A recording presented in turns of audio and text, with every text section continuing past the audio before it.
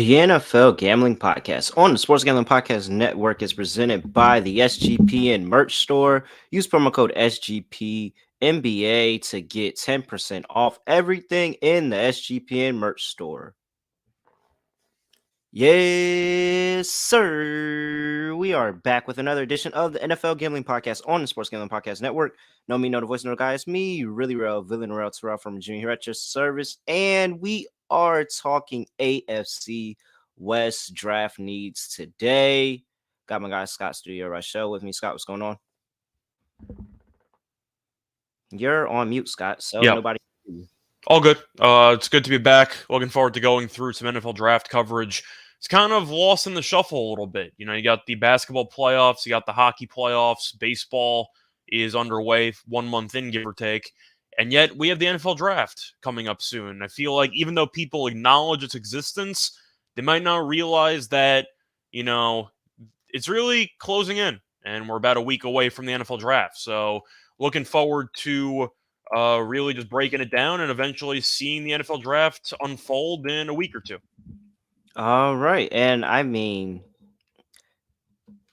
J Mark Rod and Moneyline Mac have done a really, really good job of rolling through the NFC coverage so far, giving you previews and draft needs and everything. So I just feel like we have a high standard, and it was only right that I, as president of the Patrick Mahomes fan club, was brought on to talk about the AFC West, and so we will start at the top of the AFC West. Kansas City Chiefs, defending Super Bowl champions, Patrick Mahomes, two-time Super Bowl champion, two-time MVP, Super Bowl MVP, I think it is. Yeah, yeah. So currently division odds at minus 160. Their win total for the season is, where's their win total at? What is that? 11 and a half? Yeah, give Yep, or take. 11 and a half minus 110.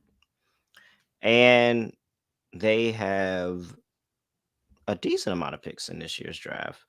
Let's go through here and pull up all their draft picks. But so we have the team won the Super Bowl a year ago. Last time they won the Super Bowl, they came back and drafted a running back in the first round that proved to be Clyde Edwards-Helaire. And now here we are. What was that? 4 years, 3-4 years removed from that Super Bowl, and they're still having running back issues. So what are the Chiefs looking for in the draft this year? So for me, I feel like the main two spots they could look for is either going to be on the defensive line just for a little bit of extra, I'd say, depth, or if they want to look maybe for a wide receiver. They still are going to get production no matter what because Mahomes is so good he can make any receiver look good. They did lose Juju, which is a bit unfortunate for them as he was actually pretty good last year. You're looking at Tony, who really can't stay healthy, but we know how good he can be when he is on the field. Sky Moore had moments last year, but he was mostly a bubble screen guy for the most part. He really didn't have much of a role there. It would not surprise me if they went for some type of big body receiver, somebody who could be used as a serious threat in the red zone, or maybe they'll go for some offensive line depth. But I feel like the Chiefs, at the end of the day, we know that with Mahomes, this team is Super Bowl or bust every year. And we know that with them really just maintaining most of the core guys, Mahomes and Kelsey, etc., they can figure out the rest and it'll probably work out, at least for most months. And then we'll see if they can get it done in the postseason. But to make the AFC title game every year, and you're wondering what exactly you need in today's NFL, and in a pass happy league, you could always have more wide receivers, you could always have more pass rushers. I think the Chiefs go in one of those two directions. Running back, I don't think they're going to go because they found Pacheco, who I think actually has turned into a very nice diamond in the rough, who they drafted very, very late in, it was last year's draft, right? He was a rookie last year. Yes. So he was a very late pick, and he turned out to be a very solid piece for them. So I think he's going to be the running back of the future because he's kind of shown that he can thrive in this offense. But offensive line could, in theory, use some more depth. But I do think they're going to probably address either the defensive line or they're going to address the wide receiving core because of who already left in the offseason. And they still, I don't think, can fully rely on Kadarius Toney because of the durability concerns. So if I had to guess, I'd go wide receiver. but maybe a defensive lineman. I mean, well, we gotta and also take into account the fact that the Chiefs have 10 picks in this draft. They have a Yeah. first rounder, second rounder, third rounder, two fourth rounders, fifth rounder, two sixth rounders, two seventh rounders. So they're probably going to address all of these positions, but it's more of where do they go in the top of the draft? Where is that first round pick going? Where is that second round pick going? Where is that third round pick going? And I agree. I think that without a doubt, more than likely, one of those two first round picks is a wide receiver. And, they had conversations with Odell Beckham Jr. There was a conversation about getting DeAndre Hopkins, but looking at the pass catchers, somehow they're worse because you don't have Juju that is re-signed this year. And so you're basically, Travis Kelsey and then Tony, who you never know how long he's going to stay on the field.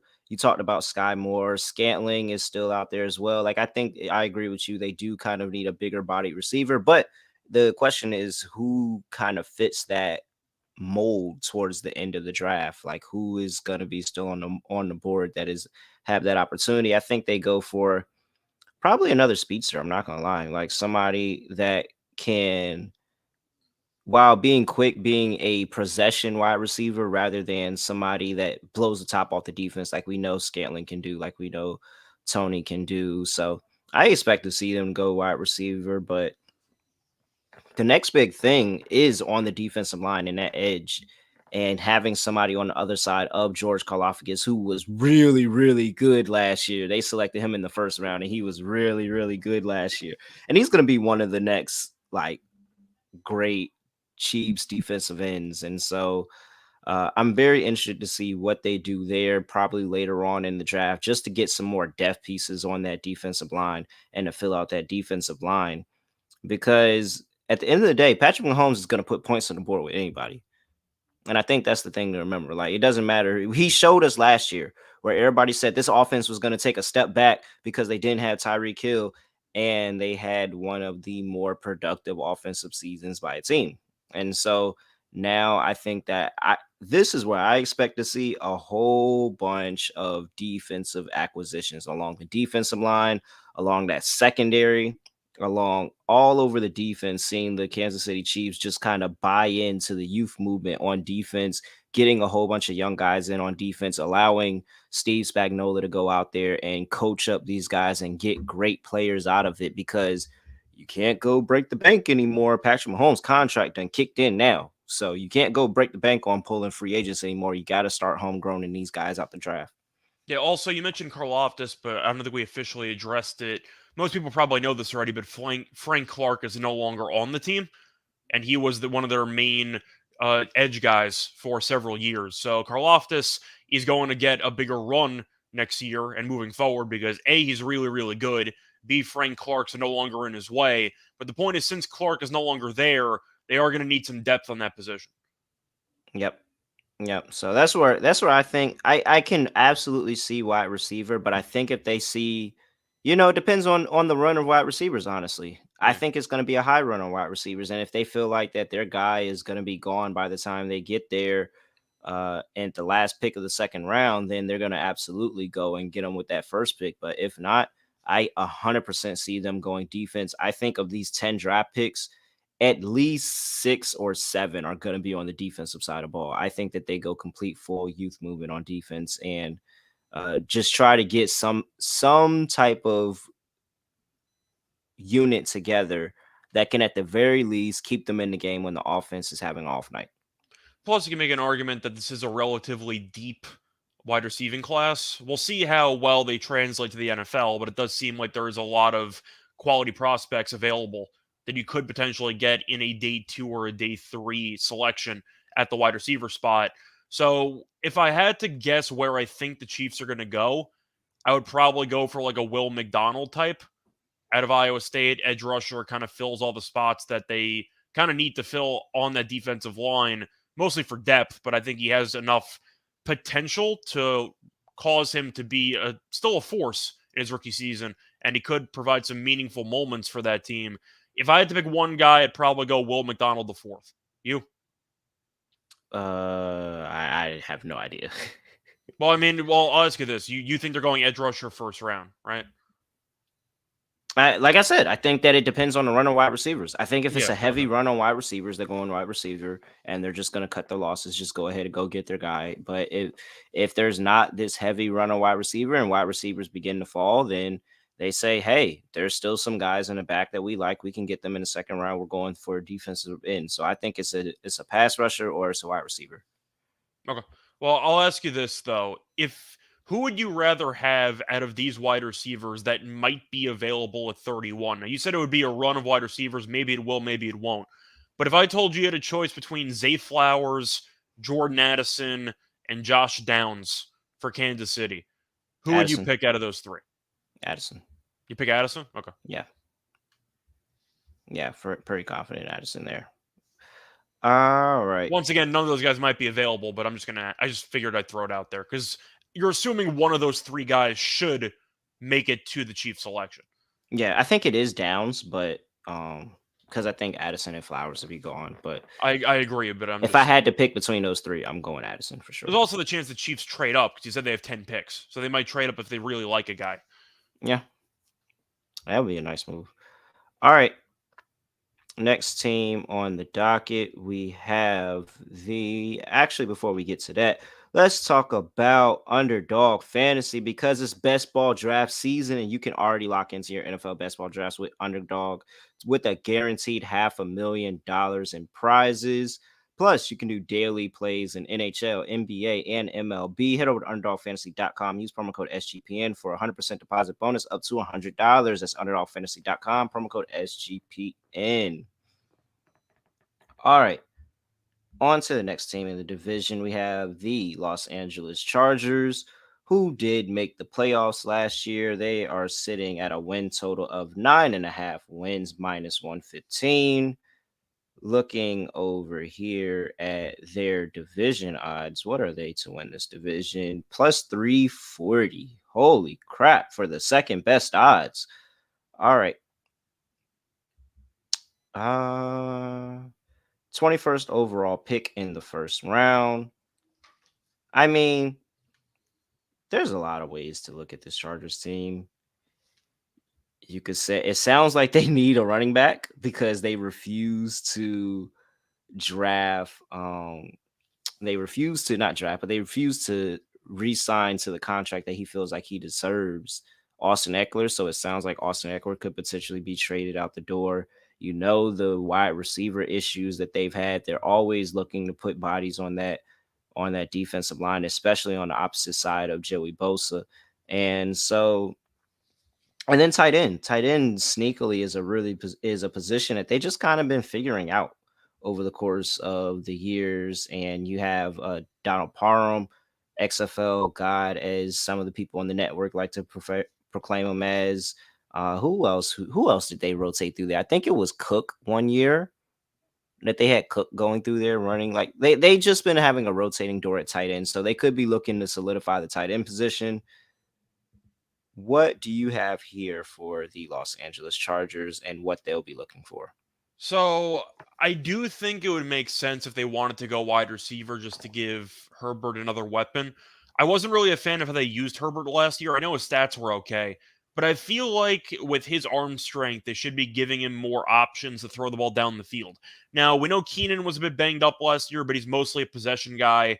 You have Mike Williams, who's a very good big play receiver, but he's never healthy. I feel like him and Hyatt are a match made in heaven because Hyatt can just run extremely, extremely fast. And when you have a Herbert rocket arm who can get him the ball, that could be a lot of fun and that could take the top off the defense. So if I had to pick one guy that I would like to see the Chargers draft, it would be Hyatt. However, the Chargers in the last couple of years have been really focused on addressing either the trenches or the defense because defense still hasn't really gotten much better. They're not good against the run, which has always been an issue under Staley. But if I had to pick one guy that I want them to take, it would be Hyatt. And I'm hoping they would just give their star quarterback a present, and that's kind of how they'd go about it. But if the Chargers ended up going with a defensive minded approach again, and they tried to go for another defensive lineman, maybe a Keon White type out of Georgia Tech, I wouldn't mind it because they did blow a 27-point lead in a playoff game. But I do think if I had to pick one guy, I hope it's Hyatt, but I think they'll probably take a defensive guy. So I'm actually thinking that they're going tight end. And I wouldn't mind that either. I would like a weapon for Herbert. Do you have a preference over between Meyer and Kincaid if you had a that choice? is exactly what I was about to get to. And while it sounds like the Dalton Kincaid stuff has absolutely taken off, and you talked about that earlier on during our mock draft that Mhm. you really like Kincaid as one of the best tight ends on here. So it sounds like the Kincaid stuff has taken off, and he's more than likely going to be going ahead of Michael Mayer. I think that is Mayer. I think that Kincaid goes early and Mayer falls to them at 21, where they cannot resist. They lock up the tight end position. They get somebody that feels like, I mean, especially looking at this, like, come on, just think about the division and what the success that they had with Darren Waller for all that time. Travis Kelsey, is the pinnacle of the division and pinnacle of tight ends overall. And I just think that they are going to have this big body, really good with soft hands, able to catch everything his way, tight end in Mayer, and they're not going to be able to resist themselves. And then, you'll probably see Smith and Jigma gone by this point. Maybe Addison gone by this point too. You're left with Flowers. You're left with Hyatt, Downs, like all these guys, and they're like, these are really good guys, but they're gonna be looking at Michael Mayer like, I can't let him fall anymore. And so I actually think that, wow, I can't remember the last time two tight ends went in the first round. I would not be surprised if they went ahead and pulled the trigger on Mayer there at 21. Yeah, that wouldn't surprise me either. I do think getting Herbert a weapon would definitely help because the offense, it was okay last year. Once again, Herbert's numbers were fine, but didn't you feel like it could have just been a bit more? And there's still some of I Herbert's think they skill suck. set. Okay. I think the Chargers suck. I don't think they're that good of a team overall. I think they're vastly overrated. I think Herbert is slightly become. I actually starting to feel like Herbert is overrated because he's had the same weapons as the same opportunity and the same weapons as other quarterbacks in the league, and they have done more with less. One Okay. being Trevor Lawrence, who actually beat him in that playoff game. And then we talk about, Joey B and how I feel like Joey B, he has, pretty decent sized weapons compared to Joey B as well. And he hasn't been able to do anything. Like this has been multiple times that this coaching staff, this quarterback, they have not been able to get it done. And I think it's at some point that we got to call a spade with them. However, I mean, So they're going you're to get all mentioning the the chances quarter. in the world. Yeah, you're mentioning the quarterback. I can understand that argument because Herbert hasn't exactly had much success so far in his career. I think the other Joey B is overrated. I'm not a Joey Bosa guy, and I thought that he got torched in that playoff game. He also had the dumb penalty, which set up the 2-point conversion from the 1 yard line for Jacksonville.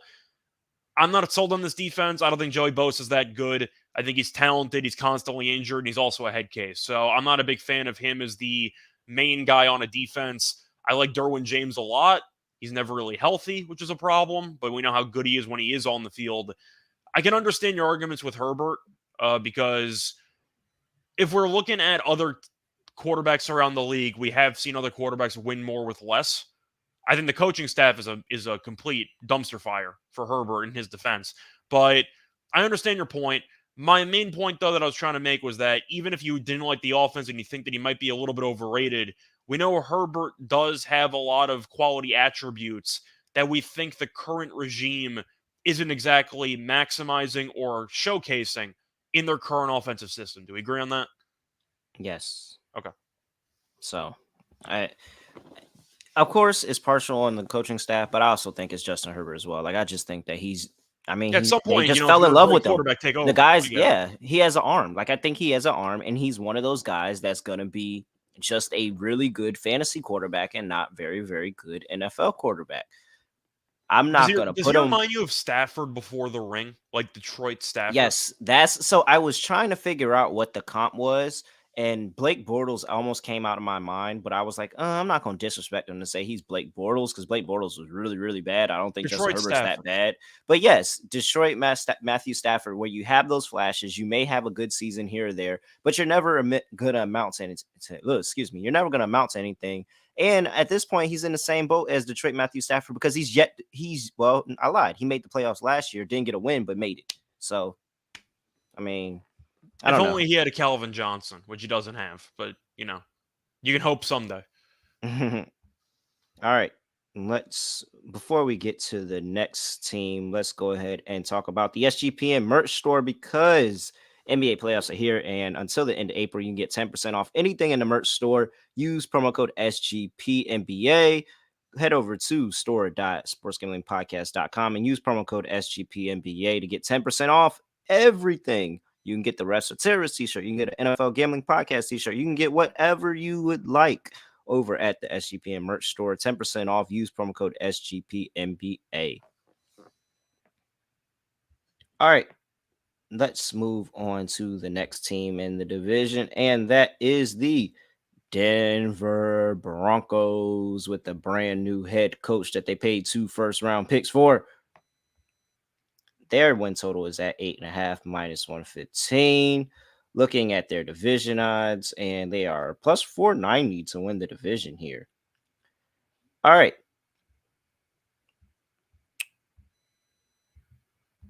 I mean, I really don't there's even a know lot of things. how do I evaluate their season last year? Like Let's see here. it was such a disaster, but everyone blamed the coach. And Wilson was terrible, but you're assuming that you're bringing in Sean Payton, who I don't know if Russell Wilson's officially damaged goods. He's definitely not the guy that he used to be, but it really just comes down to how much stock you're putting into Sean Payton off of a somewhat lengthy coaching layoff of not only being able to bring the Broncos back to relevancy, but also to have a definitive plan on what to do to fix this team.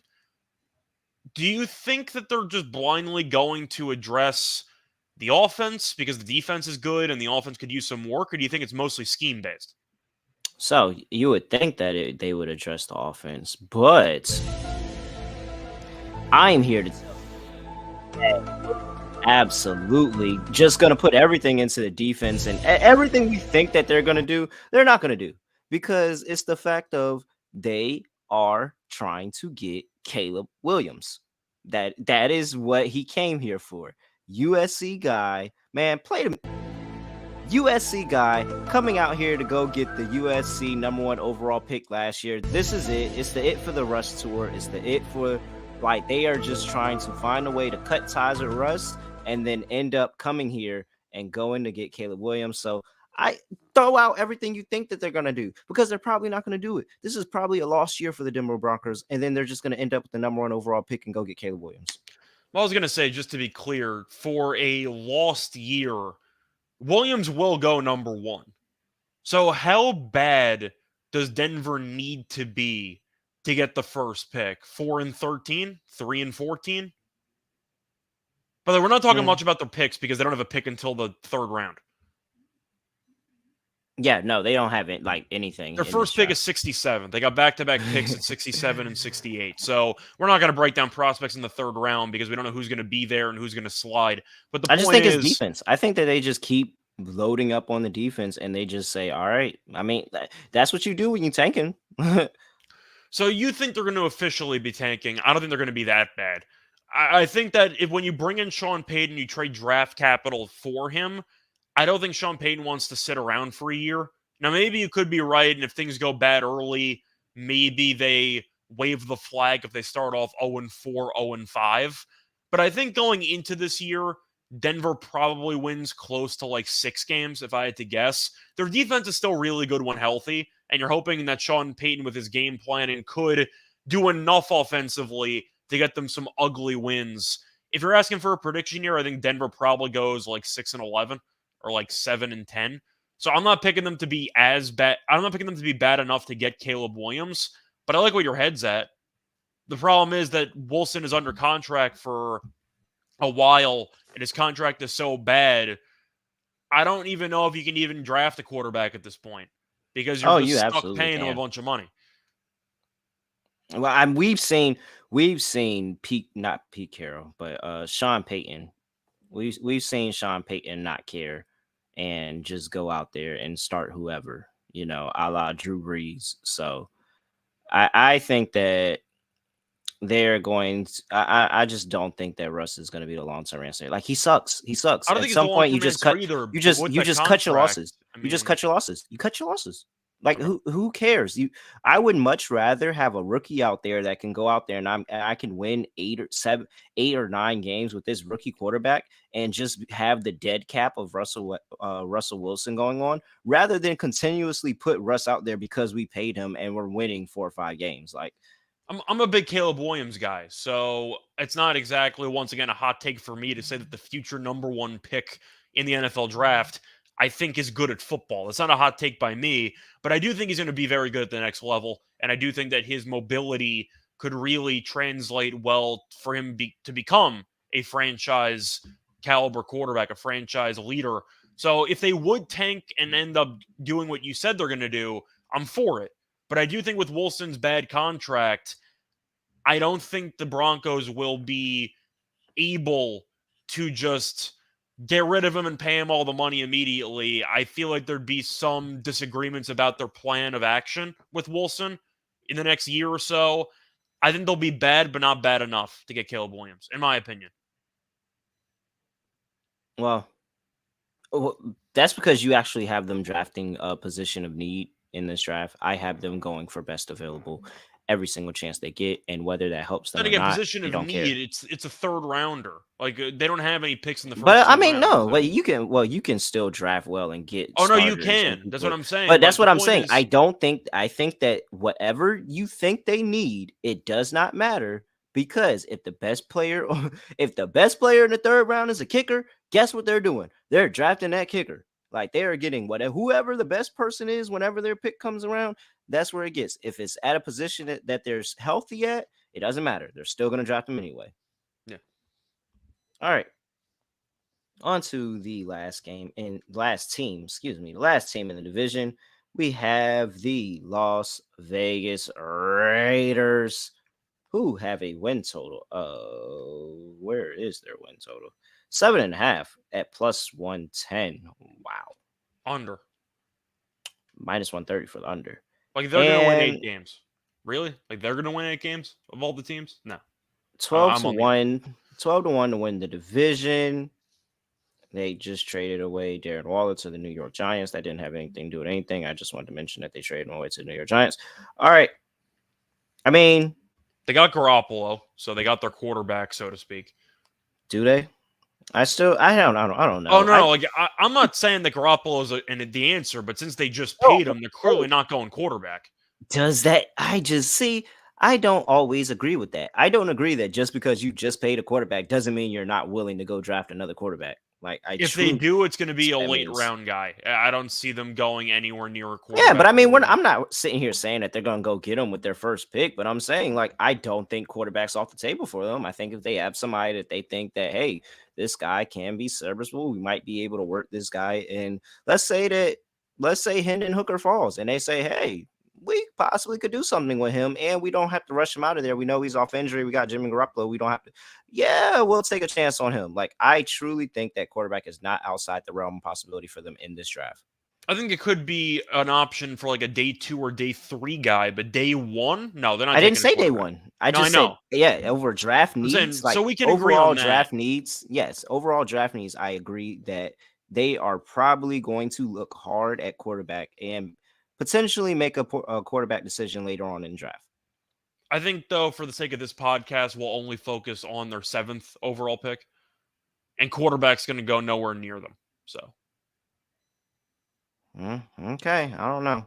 I mean, if Will Levis falls down to 7, I think that they would absolutely take a possibility on taking Levis. I just think that it's highly unlikely that Levis falls that far because how much people are so high on him. I'm not high on There's him at even some all, but steam for Levis going second nowadays, but still, yeah. So I think McDaniels is just going to ride with his guy let's in say Stroud. Garoppolo, and they'll move Stroud. on. There we go. Let's say because the big thing that everybody's talking about is Houston is not sold on Stroud, and it looks like Carolina's made their looks like they made their decision. They're going Bryce Young number one, Yeah, and the big rumor is Houston's not set on Stroud. So let's say Houston goes and gets Levis at 2, and Stroud falls because nobody else. I don't even know the somebody's Raiders, going to but fall at some point in the draft. So yeah. yeah, So okay. let's say Stroud falls to 7.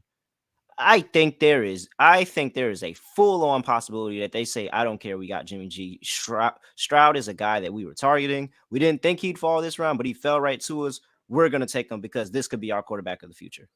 I don't care if I just paid Agree to Jimmy G. disagree. I think there's no chance in hell the Raiders take a quarterback at 7, in my opinion. But we'll see. Like I I think they said, go that's is defense. all highly unlikely. I just don't agree with the concept of, oh, we just paid this decent mediocre quarterback and now we're gonna go and you know and not draft a quarterback of the future possibly. Like, no, that just sounds stupid, and if the Seattle Seahawks did that, they wouldn't have a Super Bowl.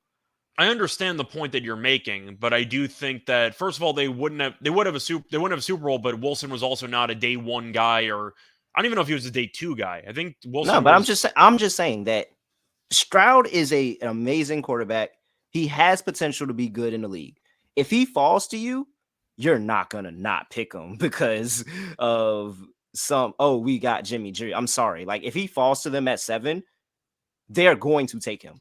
I do think though one area which is why I think that they're not going to take a quarterback early on is McDaniel's history with Garoppolo. And you might think it's a stupid argument, and I think it is, but I think it's definitely a thing. I think that McDaniel, since he's still in charge, somehow he's still in charge. The Raiders, I guess, don't want to cut ties and give him the buyout money.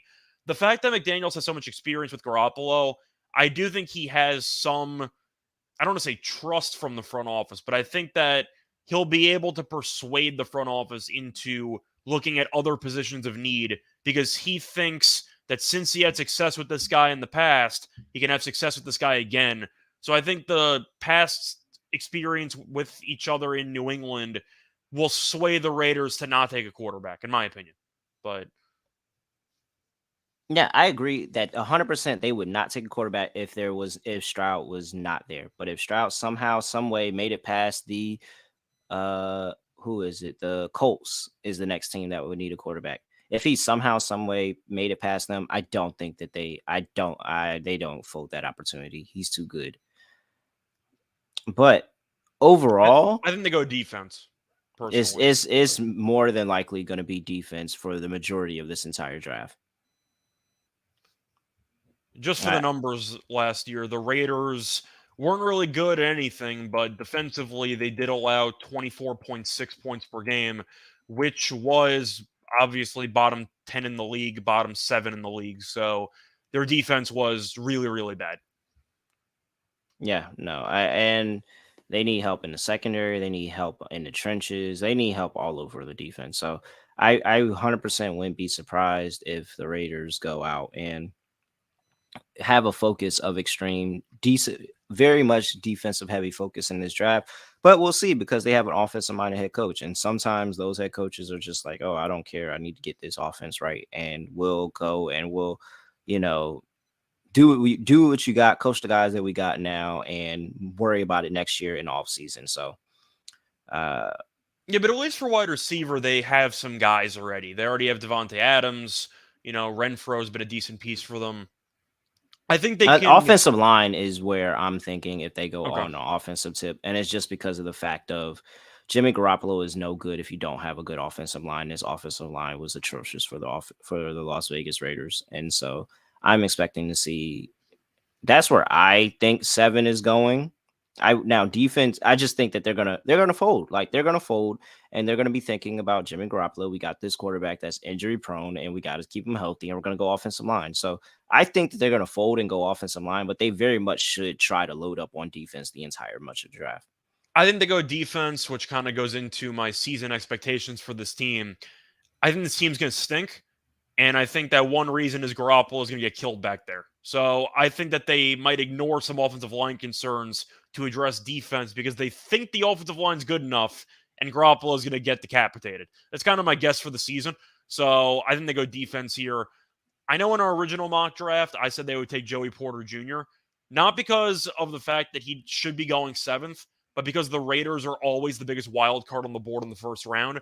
And whatever you think they should do, they never do. So I think Porter Jr. is a guy that could help them in a position of need that once again is a wild card choice who I think has a certain physicality to him that the Raiders of old would really enjoy having. And I do think that he kind of checks some boxes there. Maybe a Witherspoon, somebody in the secondary. I think they're going secondary in this spot. But if I wanted to go for the wild card, what's a pick in a position of need that nobody would expect, but it's the Raiders? I think it's Joey Porter Jr. Yeah, I agree with your take that the Raiders are going to do what the thing that everybody least suspects, but I And think that's that why you said actually offensive goes line. to So yeah. So all right. Other than that, you have anything else for the people? We got through all four teams. Um, if you want to briefly talk about the division, no offense to the other three teams, it's I'm the picking Chiefs. Kansas City. I was about to say it's And the Chiefs. Like, I was why going to would say I? the win total over for Kansas City. I like. I also like the Raiders under the Broncos. I don't have any faith in Russ at this point, so I'm going to wait and see there. But I'm leaning under on them. The Chargers, I would pick the over if they had any coach that I actually had faith in. Like if you put Sean Payton on the Chargers, that team could win like 12, 13 games. But Staley will always cap their upside because he will blow several games in a regular season by himself. So I got the Chiefs, and I don't think it's really close. I think the Chiefs win this division by a couple games, I probably. mean, that is really not. Will the Chiefs win the division? It's by how much will they win the division? If you could find me a prop on that, I will 100% bet it. I think the So, Chiefs win like 13 games. So I don't think any other team in the division gets to 11. Maybe one team gets to 11, but I doubt it. So I could see the mm, Chiefs winning the division by 3 games. it's really do I think the Chargers are going to get to 11? And I don't think they get to 11. So, And I think most people would agree the only chance a team has of actually surpassing Kansas City is if Mahomes gets injured. That's it. only If Mahomes way. is healthy, he's going to win with anybody. And I bet on Mahomes to stay healthy. That's effectively what you're betting on when you're betting on the Chiefs. Is Mahomes going to stay healthy? Pretty Yes. All much. right. Then they're probably going to win the division. Well, their backup now is officially Blaine Gabbert, so they kind of need Mahomes to stay healthy. All right. Anything else for the people before we get up out of here? Not really. It was fun going through the AFC West. We'll be back once again next week to go through the AFC East, which should be fun. But I got really nothing more to add. You? No. I have nothing else other than, I mean, it was a fun ride with Patrick Mahomes. We'll see if they can get it going with the new cap hit of $40 million. I think it is this year. So, oh, that's interesting. Well, that has nothing to do with NFL. But all right. Other than that, make sure you subscribe to us on YouTube at NFL Gambling Podcast. Follow us at SGPN NFL on Twitter. Other than that, and reviews. We need reviews. Please do that. Other than that, I have nothing else to say, nothing else to do. No other way of ending the podcast. Just gonna end it like this. We are out of here.